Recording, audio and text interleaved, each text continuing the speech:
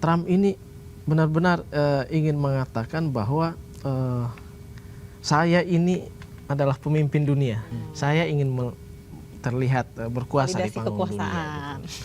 Apalagi kan banyak kritik juga di internal di negara Amerika Serikat juga bahwa Donald Trump ini ada indikasi sakit jiwa dan lain-lain gitu. Jadi saya kira terus kita nggak pelajari dulu langsung. Ditembak ikut nggak nih gitu kan. Nah, harusnya kan begini. Ikut. Gitu. Harusnya keputusan strategis dan keputusan besar seperti ini, saya katakan keputusan besar. Betul. Ini harus banyak didiskusikan dengan rakyat Indonesia. Langsung aja di Bang Iwan, ini secara prinsip bebas aktif nih Board of Peace ini bertabrakan nggak sih dengan posisi konstitusional Indonesia soal Palestina? Ya, kalau kita lihat dari pembukaan Undang-Undang Dasar kita itu kan menyatakan bahwa kemerdekaan itu adalah hak segala bangsa, dan oleh sebab itu segala penjajahan harus dihapuskan. Kalau saya lihat memang dari pertama bergabungnya Indonesia dalam Board of Peace yang dibentuk oleh Presiden Amerika Serikat Donald Trump, ini memang menimbulkan reaksi keras. Tentunya di Indonesia ya, dalam negeri kita banyak sekali yang mengkritik. Ada yang mengatakan bahwa memang Indonesia terlalu terburu-buru masuk dan menandatangani perjanjian untuk masuk. Kemudian tetapi pemerintah kan sudah banyak menjelaskan ya, sudah banyak menjelaskan bahwa ini merupakan salah satu strategi pemerintah Indonesia melalui Pak Presiden Prabowo Subianto untuk kemudian bagaimana mewujudkan kemerdekaan Palestina. Nah, katanya kan seperti itu. Nah, mengapa kemudian bahkan kemarin sudah diundang ormas-ormas Islam termasuk MUI, PBNU, Muhammadiyah, ICMI dan lain-lain. Yang kemarin kita lihat kemarin MUI juga sempat menolak, tapi setelah pertemuan itu mungkin sudah dijelaskan dengan sudah baik. tahu tujuannya, arahnya. Apa maksud presiden ya kan? Akhirnya menerima. Akhirnya menerima. Jadi nggak ada yang menolak nih sekarang ya. Kecuali masyarakat. Kecuali masyarakat di TV-TV kan banyak sekali perdebatan. Oh betul, kan? betul. Bahwa ini ya selain terburu-buru dipersepsikan bahwa kita hanya ikut-ikutan Amerika nih, ikut-ikut karena takut ditekan secara ekonomi, dikasih tarif dan lain-lain. Kan tapi benar, tekanan itu real nggak sih?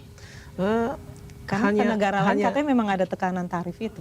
Ya hanya Presiden Prabowo sendiri yang tahu. Tetapi kan kalau kita lihat kronologi, ditekan tuh kayak gimana gitu nggak? Ya, kalau kita lihat kronologi kan ya akhir-akhir ini Presiden Trump ini kan selalu melakukan strategi diplomasi itu dengan unjuk taring satu, yang kedua menekan secara ekonomi gitu.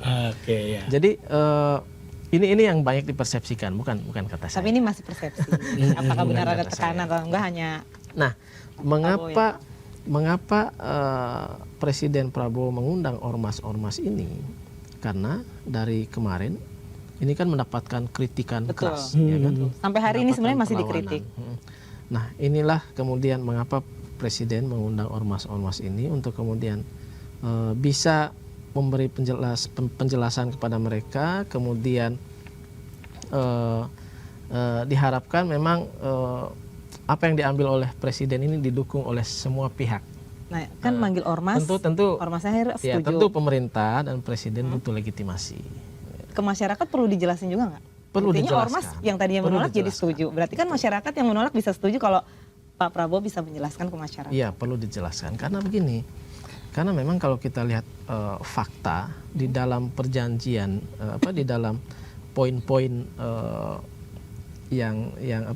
poin-poin perjanjian itu kan, yang pertama seperti kata Mbak Fitri tadi, bahwa yang menjadi objek atau subjek dari negara yang ingin direkonstruksi, yang ingin didamaikan, ini kan ada dua nih, Israel dan Palestina. Ya kan?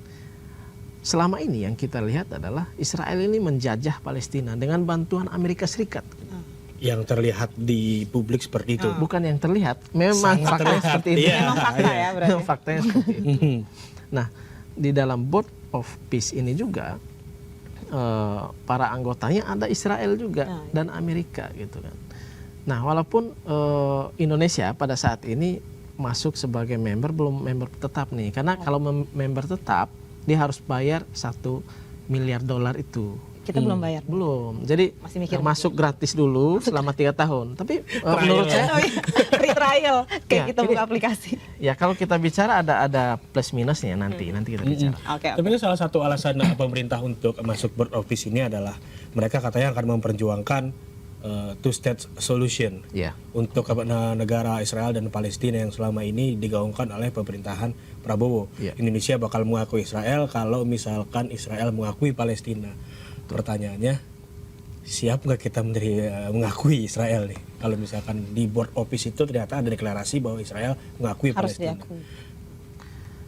Ya, kalau kita lihat pidato Perdana Menteri Israel terbaru, itu kan mewanti-wanti juga bahwa tidak akan ada pengakuan atau kemerdekaan untuk Palestina, ya kan? Iya. Nah, Iya. pertanyaan kemudian, Board Terus of buat apa? Peace ini buat apa? Gitu. Itu dia. Nah, tetapi begini, menurut saya bebas dan aktif yang harus kita tafsirkan adalah bahwa memang dimanapun ada ruang atau dimanapun ada forum untuk kemudian Indonesia punya hak untuk berbicara dan hak suara atau hak bicara, saya kira harus diambil kesempatan itu. Jadi itu yang diincar Indonesia. Apalagi ini kan masih gratis nih 3 tahun. Oh, jadi pakai Tidak gratisan masalah. dulu. Tidak masalah. Tapi gitu. apakah yang gratis itu Iya. tidak mengikat kemudian nantinya? Ini kan soal masuk nanti ini ada pilihan mau keluar atau tidak selama 3 tahun. Kalau mau jadi anggota permanen nanti kan bayar $1 miliar Amerika itu. Nah, Jadi trial. cuma kan ini menjadi pertanyaan kita semua bahwa yang menjadi pemimpin di situ adalah Donald Trump. Walaupun semua anggota negara yang masuk di Board of Peace itu punya hak suara, tetapi jangan lupa ada suara mutlak dari ketuanya Betul. Donald Trump, ya kan? Dan Dia punya hak chairman. veto, ya. Dia punya hak veto. Jadi mau misalnya kalau ada pemilihan siapa yang mendukung kemerdekaan Palestina, misalnya 19 negara misalnya, dan negara lainnya menolak, tetapi Amerika ingat masih punya hak veto. Jadi Dan yang punya hak veto ini kita lihat sejauh ini masih mesra dengan Israel gitu. Nah, ya wajar-wajar saja secara politik kita melihat bahwa ya kita pesimis lah.